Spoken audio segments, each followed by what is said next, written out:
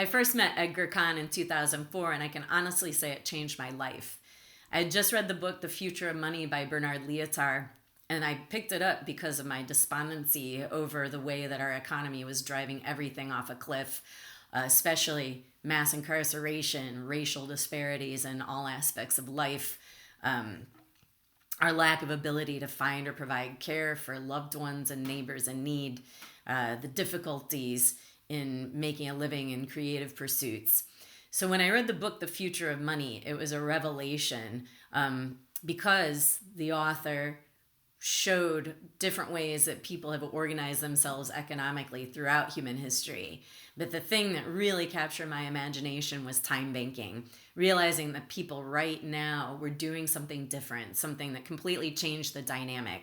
Everyone's time valued equally, everyone having agency to issue credits whenever they needed help.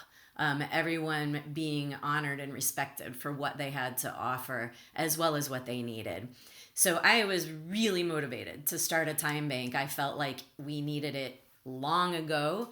It was a bit daunting to even figure out where to begin.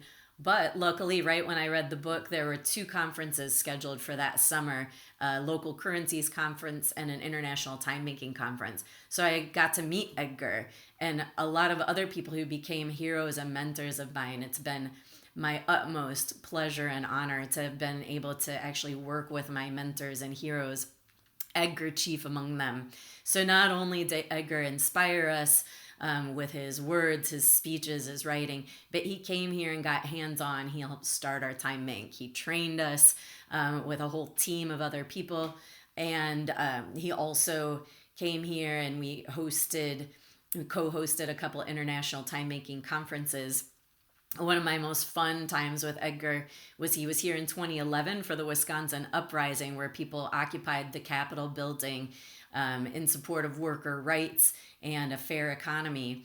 And Edgar and I got dressed up as zombies and did the zombie march. The chant was, "What do we want? Brains. When do we want them? Brains."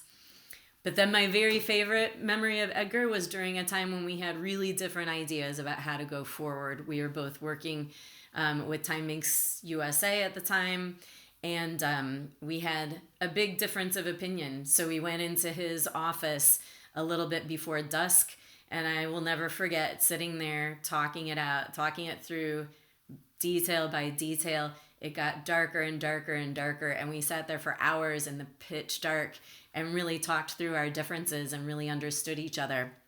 And even when we were taking different approaches, we stayed working together and supporting each other's work. He was on the advisory board of the organization that I started, Humans United and Mutual Aid Networks, which is a way to have time banking as a beating heart of a whole economic system, ecosystem that's built on cooperative stewardship, that also builds commons, that uses other forms of mutual credit, and also connects more firmly with the peer-to-peer work world and the open source software and hardware world.